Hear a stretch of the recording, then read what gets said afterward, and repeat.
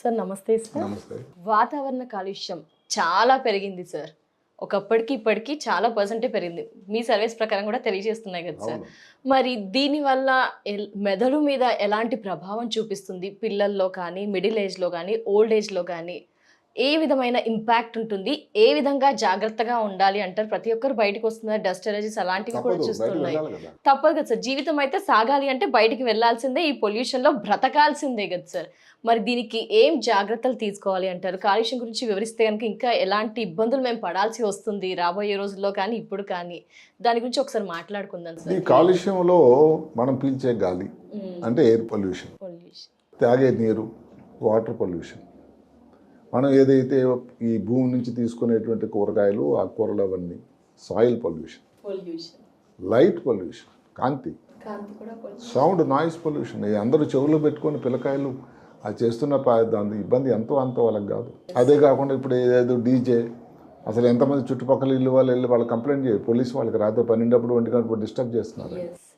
వేసవకాలంలో pollution మీరు చూస్తూ ఉంటే అక్కడ అమెరికా లాంటి కొన్ని ప్రాంతాల్లో అసలు కొన్ని అడవులు కాలిపోతుంటాయి ఆ ఎండకి. అదే కాకుండా ఈ మధ్య కాలంలో ఈ రేడియో యాక్టివ్ పొల్యూషన్ అని వచ్చింది. ఇలాగ పొల్యూషన్ చాలా రకాలు. మొబైల్ ఇంకా పొల్యూషన్ కింద దాన్ని అది ఎడిక్షన్ అయింది. మొబైల్ పొల్యూషన్ కాదు, మొబైల్ తాలూకు ఎడిక్షన్ అంటాం. మొత్తం మీద ఈ పొల్యూషన్ ఇన్ని రకాల కాలుష్యం చూసుకుంటే అన్నిటికంటే కామన్, అన్నిటికంటే ప్రమాదమైంది ఎయిర్ పొల్యూషన్. ఇప్పుడు హైదరాబాద్ నగరంలో మనం అదే చూస్తున్నాం. ఇప్పుడు మెట్రోస్ చూసుకున్నట్టయితే అంటే ఢిల్లీ, బాంబే, కల్కట్టా తర్వాత 4వ స్థానం ఆక్రమించింది హైదరాబాద్. సౌత్ ఇండియాలో మొదటి స్థానం. ఇది లెక్క అంత సంతోషంగా లేదు. ఒక విధంగా ఆర్థిక ప్రగతి చాలా పొందింది. మనం బెంగళూరుతో, ఎన్సీఆర్ దీనితో మనం పోటీ పడుతున్నాము అన్నది ఒక సంతోషం. అయితే మీరు నమ్మండి, అన్నిటికంటే ఇప్పుడు ఈ రోజున మోస్ట్ సార్ట్ ఆఫ్టర్ అంటే చాలా ప్రాముఖ్యమైన ప్రదేశాలు ఉన్నాయి.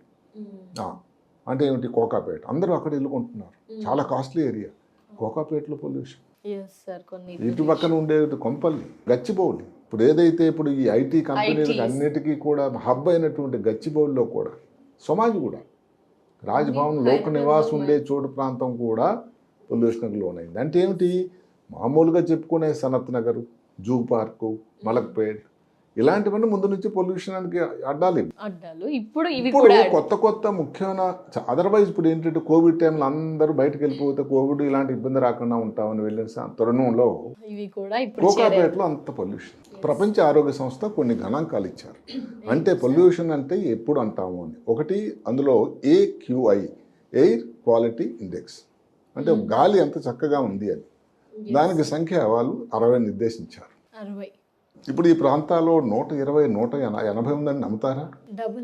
అదే కాకుండా అందులో ఇంకా 2 భాగాలు ఉంటాయి. PM2.5 నేను చెప్తాను, అది PM10 అని. PM అంటే పార్టిక్యులేట్ మ్యాటర్, అంటే చిన్న ఇలాంటి కణాలు. అది 2.5 ఎంత ఉండాలండి? 5 ఉండాలి. PM10 అయితే 15 ఉండాలి. 2.5 అన్నది 5 అయితే 10 అన్నది 15 ఉండాలి. అది ఈ సమయంలో 120, 110 అసలు ఒక్కొక్క ప్రాంతంలో ఎన్నో రెట్లు. దానివలన వాతావరణ కాలుష్యం వల్ల మామూలుగా అందరికి తెలిసిన విషయం ఏంటంటే ఊపిరితిత్తుల మీద, గుండె మీద చాలా ప్రమాదం ఉంటుందని. చాలా మందికి ఇంకా అవగాహన లేనిది ఏంటంటే బ్రెయిన్ మీద కూడా దానివల్ల చాలా ప్రమాదం ఉంటుంది. ఎలా ఉంటుంది? ఇప్పుడు ఈ గాలే పీల్చారనుకోండి, బ్రెయిన్లో కొన్ని మార్పులు వస్తూ ఉంటాయి. ఏమిటా మార్పులు అంటే, ఇప్పుడు బ్రెయిన్ లోపల ఒక మొట్టమొదటి మార్పు ఏంటంటే న్యూరో ఇన్ఫ్లమేషన్, అంటే మెదడులో వాపు రావడం. మెదడులో కణాలు ఏవైతే ఉన్నాయో న్యూరాన్స్ అనేది వాపు రావడం వల్ల దాని తాలూకు పనితనం తగ్గిపోతుంది. దగ్గరలో ఈ మధ్య కాలంలో కానీ ఈ పొల్యూషన్కి కానీ లోన్ అయితే దాన్ని వచ్చేదాన్ని కాగ్నిటివ్ డిక్లైన్ అంటారు. అంటే ఏమిటి? మేధ. అదేమిటి? తెలివి, జ్ఞాపక శక్తి, మంచి చెడు విచక్షణ, క్యాలిక్యులేషను, డెసిషన్ మేకింగ్, వీటన్నిటిని కలిపి అభిజ్ఞా కానీ మేధా కానీ అంటారు. కాగ్నిటివ్ స్కిల్ అని ఆంగ్లంలో అంటారు. అది తక్కువైపోతుంది. ఎక్కువ రోజులు కానీ మనం ఎక్స్పోజ్ అయ్యారనుకోండి కాలుష్యానికి, పార్కిన్సన్ డిజీజ్, ఆల్జీమర్స్ డిసీజ్ లాంటి న్యూరో డీజనరేటివ్ డిజీజ్ రావడానికి కూడా ఆస్కారం ఉంది. ఒక రకం మార్పు ఇదైతే. రెండో దానిని ఆక్సిడేటివ్ స్ట్రెస్ అంటారు. అంటే ఒక రకమైన స్ట్రెస్, ఆక్సిడేటివ్ అనే ప్రక్రియ ద్వారా బ్రెయిన్లో వచ్చిన స్ట్రెస్ అది. మామూలుగా రెండు ఉంటాయండి. ఒకటి యాంటీ ఆక్సిడెంట్, శరీరానికి ఉపయోగపడైన పదార్థాలు, శరీరానికి శత్రువులు ఉండేదానిని ఫ్రీ రాడికల్స్ అంటారు. ఈ మధ్యన సృష్టికర్త ఒక సమన్వయాన్ని కుదిర్చాడు ఆయన. ఏదైనా కారణాంతరాలు కానీ ఫ్రీ రాడికల్స్ పైకి దారి ఈ యాంటీ ఆక్సిడెంట్ తక్కువైపోయింది, కిందకి అయిపోయింది అనుకోండి, వచ్చే ప్రమాదం వల్ల ఏం జరుగుతుందండి, మెదడులో ఉన్న కణాలు నష్టపోతాయి, చనిపోతాయి. దానివల్ల కూడా చాలా ప్రమాదం వస్తుంది. ఇంకా ఈ పార్టికల్స్ మీరు ఆలోచిస్తే ఏమిటి పొల్యూషన్ గురించి చూస్తే అల్ట్రా ఫైన్ పార్టికల్స్ అంటే చిన్నవండి. ఎంత చిన్నవంటే అసలు మనకి కంటికి ఒకసారి కనబడవు. ఎంత ప్రమాదం అంటే ఇప్పుడు పొట్టివాళ్ళు గట్టివాళ్ళలాగా ఎంత ప్రమాదం అంటే డైరెక్ట్గా బ్రెయిన్ లోపలికి రక్తం ద్వారా వెళ్ళిపోయేటువంటి ప్రమాదం ఉంది. అదే కాకుండా దాంతో పాటు కొన్ని గ్యాసెస్ కూడా ఉన్నాయి. Nitrous oxide, carbon monoxide, sulphur dioxide. ఒక్క మాట కానీ మనం ఏది కార్బన్ మోనాక్సైడ్ పాయిజనింగ్ ఉంటుంది. దీనివల్ల ఏమవుతుందంటే శరీరంలో రక్తంలో కణాలు ఉంటాయి, రక్త కణాలు, ఎర్ర రక్త కణాలు, తెల్ల రక్త కణాలు. ఎర్ర రక్త కణాల ద్వారా హిమోగ్లోబిన్ రక్తం తయారీ అవుతుంది. ఈ రక్తం తయారీ దానికి వెళ్ళి ఆక్సిజన్ సాంద్రతను తగ్గించేస్తుందట ఈ కార్బన్ మోనాక్సైడ్. దానివల్ల చోకింగ్ ఫీలింగ్ వచ్చేస్తుంది, గాలి తీసుకోవడం కష్టమైపోతుంది. అసలు ఈ శరీరంలో అవయవాలకు రక్తం పోదు, దానివల్ల ఇబ్బంది ఉంటుంది. సో ఇప్పుడు మనం చెప్పుకున్నటువంటి ఈ రెండో ఆక్సిడేటివ్ స్ట్రెస్, న్యూరో ఇన్ఫ్లమేషన్ కాకుండా డైరెక్ట్గా ఈ కణాలు బ్రెయిన్ లోపలికి వెళ్ళిపోవడం.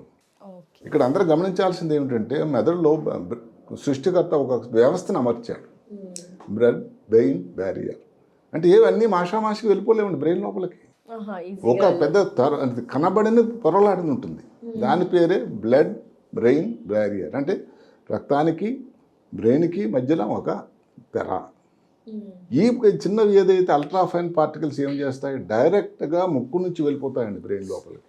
డైరెక్ట్గా వెళ్ళిపోతాయి. ఏ కోవిడ్ టైంలో ఈ మాట అనుకున్నాం. ఈ కణాలు కూడా అలాగే ప్రమాదం అంట. అదే కాకుండా బ్రెయిన్ లోపల మైక్రోగ్లయా అని కొన్ని కణాలు ఉంటాయి. అది ఒక రకమైన బ్రెయిన్కి సంబంధించిన ఇమ్యూనో వ్యవస్థ. ఈ ఇమ్యూనో వ్యవస్థను కూడా డ్యామేజ్ చేస్తుంది. ఇప్పుడు చిన్నపిల్లలు ఉన్నారు, తల్లి గర్భంగా ఉంది, ఈ పొల్యూషన్కి ఎక్స్పోజ్ అయింది అనుకోండి, డెవలప్మెంట్ స్టేజ్లోని అంటే ఏమిటంటే మనకి ఆటిజం, తర్వాత ADHD, hyper activity, attention deficit syndrome. అంటే పిల్లకాయలు అసలు ఎవరి మాట వినరు, చాలా కోపం తాపం ఉంటుంది, వాళ్ళ గురించి అసలు మనకు తెలియదు. స్కూల్లో కూడా వాళ్ళతో చాలా ఇబ్బంది, మిగతా పిల్లలకి వాళ్ళకి స్పెషల్ స్కూల్స్ అవి కావాల్సి ఉంటుంది, వాళ్ళనే స్పెషల్ కిడ్స్ అంటారు. ఇలాంటి ఆటిజం లేకపోతే ఇది మామూలుగా అన్నట్టయితే బ్రెయిన్లో స్ట్రోక్ లాంటివి రావడానికి కూడా ఆస్కారం ఉంటుంది. బ్రెయిన్ లోపల రక్తం లోపలికి ప్రవేశించినట్టయితే రక్తనాళాలు బ్లాక్ అయిపోవడం వల్ల వచ్చేదాన్ని స్ట్రోక్ అంటాం, గుండెకి వెళ్ళేదాన్ని గుండెపోటు అంటాం, హార్ట్ అటాక్. దాన్ని బ్రెయిన్ అటాక్ అంటాం, హార్ట్లో అయితే హార్ట్ అటాక్ అంటాం. ఇలాంటి ఇబ్బందులు కూడా రావడానికి ఆస్కారం ఉంటుంది. సో ముఖ్యంగా ఏమిటంటే మనం న్యూరో ఇన్ఫ్లమేషన్ కానీ లేకపోతే ఆక్సిడేటివ్ స్ట్రెస్ కానీ డైరెక్ట్గా బ్రెయిన్ లోపలికి చేరడం కానీ, ఏదైతే మొదటి నరం ఆల్ఫాక్టరీ నర్వ్ అని దీని లోపల కానీ, లేకపోతే మళ్ళీ జరిగేటువంటి ఈ బ్రెయిన్ డెవలప్మెంట్ స్టేజ్లో కానీ చిన్నపిల్లలు పెరుగుతూ ఉన్న టైంలో కానీ ఉండేటట్టయితే, ఇంకా అన్నిటికంటే ముఖ్యం ఏంటంటే దీని ప్రత్యేకత, ఈ తెల్ల వైట్ మ్యాటర్ గ్రే మ్యాటర్ ఉంటుంది బ్రెయిన్లో. బ్రెయిన్ పైన ఉండేదాన్ని గ్రే మ్యాటరు, వైట్ మ్యాటర్ అన్నది లోపల ఉంటుంది. ఇది ఈ సమాచార వ్యవస్థను అందజేయడానికి ఒక పెద్ద నెట్వర్క్ సృష్టికర్త అమర్చాడు, పెద్ద టెలిఫోన్ నెట్వర్క్ అది. అది ఒక దగ్గర నుంచి సమాచారాన్ని బ్రెయిన్ నుంచి మిగతా ప్రాంతంలోనికి సమాచారం అంతా వైట్ మ్యాటర్ జరుగుతుంది. దాని లోపల కూడా ఏమిటి ముఖ్యంగా కొన్ని ప్రాంతాలు ఉన్నాయి, ముఖ్యమైన ప్రాంతాలు. హిప్పో క్యాంపస్ అంటే ఏమిటిది, జ్ఞాపక శక్తికి, తెలివికి అది పెద్ద హబ్. అది ఇప్పుడు ఏదైతే ఉందో IT హబ్. రెండోది ఇంకా ప్రీఫ్రంటల్ కార్టెక్స్, ఇందా చెప్పుకున్నట్టు తెలివికి, విచక్షణ జ్ఞానం, ఇవన్నీ కూడా కేంద్రమైనటువంటి ప్రీఫ్రంటల్ కార్టెక్స్. ఈ పొల్యూషన్ వల్ల ఈ కేంద్రాలు చాలా చాలా డ్యామేజ్ అవ్వడానికి ఆస్కారం ఉంది. ఏమైతేనేమి పొల్యూషన్ అన్నది ఒక ముఖ్యమైన సంఘటన ఇప్పుడు ఇది జరుగుతూ ఉంది. దీనికి కారణాలు ఏమిటి, ఎందువల్ల అసలు పొల్యూషన్ వస్తుంది మరి అడిగితే ఇండస్ట్రీస్, వెహికల్స్. ఇప్పుడు హైదరాబాద్ రోడ్ల మీద కచ ఉంటాయి వెహికల్స్. కొన్ని ప్రాంతాలు మీరు వై జంక్షను లేకపోతే మీరు ఐటీజీ ఏదైతే ఉందో గచ్చిబౌలు కానీ ఎక్కడ చూస్తుంటే అసలు సూదిమన పెట్టడానికి అవకాశం లేనండి వెహికల్స్. దానివల్ల కాలుష్యం నివారణ ఉపాయాలు చూసినట్టయితే ఒకటేమిటి, ఈ వెహికల్సే తీసుకోండి. కొన్ని మన చేతుల్లో ఉన్నాయి, కొన్ని మన చేతుల్లో లేనివి. ఢిల్లీలో నగరంలో కూడా ఈ ప్రయోగం చేశారు. Car pooling. కార్ పూలింగ్ అంటే ఏమిటి, మీరు ఒక చుట్టుమంది 5 మంది 6 మంది మీరు ఒకే ఆఫీస్కి వెళ్తున్నారు అనుకోండి, ఒకే కార్లో వెళ్తే అంటే 5 కార్లు ఉండవుగా రోడ్డు మీద. అవును, ఇలా ఎలక్ట్రిక్ కార్స్, దానివల్ల పొల్యూషన్ ఉండదు. ఇప్పుడు వస్తున్నాయి నెమ్మది. అవును సార్. అదే కాకుండా ఇప్పుడు కొన్ని ప్రాంతాలు ఈ మధ్య కాలంలో కొత్త పొరవడి వచ్చింది హైదరాబాద్ నగరంలోని శాటిలైట్ టౌన్. అంటే ఏమిటి, మీ వర్క్ పనిచేసే చోటు మీ ఇల్లు 5 నుంచి 10 నిమిషాల లోపల మీరు సైకిల్ మీద కానీ నడుచుకొని కానీ వెళ్ళేటువంటి తయారవుతున్నాయి అటువైపు మీరు చెప్పిన ముఖ్యలా ప్రాంతాల్లో. ఐటీ హబ్ అంతా కూడా అందుకు జరుగుతుంది అక్కడ. ఇలాంటివి ఉండేటట్టయితే ఇబ్బందులు తక్కువ ఉండడానికి. అదే కాకుండా ఇప్పుడు ఏదైతే ఉందో ఇప్పుడు మాట కన్స్ట్రక్షన్ ఆపేమని ఎవరు చెప్పరండి. కన్స్ట్రక్షన్ వాళ్ళు దుమ్మే ఉంది, దానికి ఏదైనా స్ప్రే చేయడం, నీళ్లు దుమ్ము పైకి లేవదుగా. అదే కాకుండా ఇంకొకటి ఏమిటి, ఇప్పుడు వచ్చిన దాని దుమ్ముని న్యూట్రలైజ్ చేయడానికి దానికి కొన్ని ఉన్నాయి, మెగ్నీషియం క్లోరైడ్ అని. అదే కాదు దుమ్ముని పీల్చేదానికి కొన్ని ఉన్నాయి, యాంటీ ఎయిర్ గన్స్ అని ఉన్నాయి విధానాలు. అవన్నీ అమల్లో పెట్టాలి. ఇండస్ట్రీ నుంచి కూడా, ఇండస్ట్రీ అన్నది పెరగడం అవసరం. ఆర్థికంగా పెరగాలి అంటే భారతదేశం తాలూకు ఆర్థిక పరిస్థితి చాలా ముఖ్యం. కానీ కొన్ని కట్టుదిట్టమైన నిబంధనలు విధించాలి. అదే కాకుండా చెట్లు నాటాలండి, చెట్లు తగ్గిపోతున్నాయి. ఇలాంటి ఇబ్బందులుగా ఉండేటట్టయితే మీరు చేయాల్సింది ఏమిటి, బయటకు వెళ్ళినట్టయితే ఏదైతే కోవిడ్ టైంలో ఇలాంటి టైంలో పర్టికులర్గా ఈ ఎయిర్ పొల్యూషన్ టైంలో మాస్క్ ధరించడం శ్రేష్టం. N95 మామూలుగా కాదు. దానివల్ల మీకు ఇబ్బందులు రావడానికి కాకుండా ఆస్కారం. 365 days. తర్వాత ఇప్పుడు మాటకు వెళ్ళే ప్రాంతంలో మీరు ఇందాక చెప్పినట్టుగానే సైకిల్ మీద కానీ నడుచుకొని వెళ్ళండి. తర్వాత ఇప్పుడు మాటకి చిన్న చిన్న ఫంక్షన్ కూడా ఈ మధ్యన ఫైర్ వర్క్స్, పెళ్లి జరిగినా ఎవరైనా బర్త్డే పార్టీ కానీ క్రికెట్ గెలిచినా ఏదన్నా కానీ ఫైర్ వర్క్స్ కూడా తగ్గించాలి. ఇది ఒక్కరు ప్రభుత్వమో లేకపోతే NGOస్ చేసే పని కాదు, అందరూ తమ పాల్గొన్నది ఇందులో బాగా పంచుకోవాలి. ఇంకొకటి ఏమిటి, ఇప్పుడు గార్బేజ్ అంటాం, ఏదో చెత్త అంతా ఒక దగ్గర దాన్ని ఇంకొక విధంగా డిస్పోజల్ చేయాలి కానీ కాల్చకూడదు. దానివల్ల మళ్ళీ కాలుష్యం గాలిలోకి వెళ్ళిపోతుంది. ఇలాంటి జాగ్రత్తలు తీసుకునేటట్టయితే అర్బన్ ప్లానింగ్ అండి, మీరు సిటీకి ఒక టౌన్కి ఇచ్చారు, శాటిలైట్ టౌన్కి ఒక ప్రాంతాన్ని మీరు పర్మిషన్ ఇచ్చారు. అందులో గ్రీనరీ ఎంత ఉంది, ఆడుకునే చోటు ఉందా లేదా, దానికి దీనికి నిష్పత్తి అన్నది చాలా ముఖ్యం. ఇప్పుడు కొన్ని దేశాలు మీరు చూస్తే, సింగపూర్ లాంటి దేశాలు అసలు ఎంత ముచ్చటగా ఉంటాయి అక్కడ. అసలు అక్కడ అది ఇంకొకటి అన్నిటికంటే ముఖ్యం ఏంటంటే పబ్లిక్ ట్రాన్స్పోర్ట్, మెట్రో కానీ బస్సులు కానీ ఉంటే అందులో ఒక 70 మంది 80 మంది వెళ్ళిపోతున్నారు కదండి, 70 వెహికల్ రోడ్డు మీద ఉంటాయి కదా. ఇలాంటి అవసరాలు, ఇలాంటి ఆలోచనలు అందరూ చేస్తూ ఉండాలి. ఎందుకంటే భావి భారత పౌరులు అందరు పిల్లలు కూడా ముందు కావాలంటే ఈ పొల్యూషన్ అనేది రాకుండా ఉండాలి అంటే ఇన్ని జాగ్రత్తలు తీసుకోవాలి. ముఖ్యంగా ఈ పొల్యూషన్ వచ్చే సమయంలో ఇంకొక ఇబ్బంది ఒకటి ఉంది, వైటమిన్ డి డెఫిషియన్సీ అని. ముఖ్యంగా హైదరాబాద్ నగరంలో ఈ మధ్యన నేషనల్ ఇన్స్టిట్యూట్ ఆఫ్ న్యూట్రిషన్ నుంచి ఒక స్టడీ వచ్చింది, వైటమిన్ డి లోపం అయిపోతుంది. అందరిలో ఉంటుంది కదా సార్ ఎక్కువ. అంటే మామూలుగా ఇప్పుడు సన్కి ఎక్స్పోజ్ కాకపోతే ఇక్కడ ప్రాబ్లం తేడా ఉంది. ఈ పొల్యూషన్ వల్ల ఎలా అంటారు, ఏదైతే ఉందో చలికాలం దానివలన అసలు గాలి కదలిక ఉండదు. రెండోది దట్టమైనటువంటి మంచు పొగ తయారైపోతుంది. ఈ సూర్యరశ్మి కిరణాలు ఏవైతే అల్ట్రావైలెట్ రేస్ వచ్చి భూమి మీదకి వచ్చి శరీరానికి తగిలితే కదా చర్మానికి, అసలు అది చేరటం లేదట. అందువల్ల వైటమిన్ డి తాలూకు లోపం అన్నది చాలా ఎక్కువైపోయింది.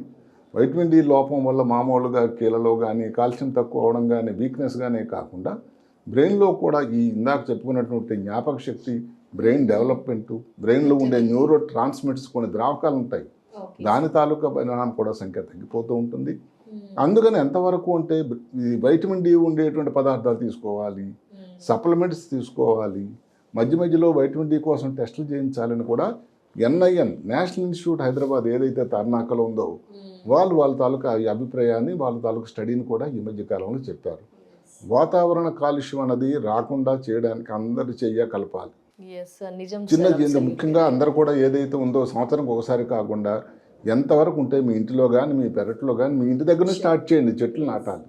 సాధ్యమైనంత ప్రతి దగ్గరికి వెళ్ళినప్పుడు స్కూటర్ మోటార్ సైకిల్ తీసుకోకుండా కొంచెం నడిచి సైకిల్ మీద వెళ్ళండి.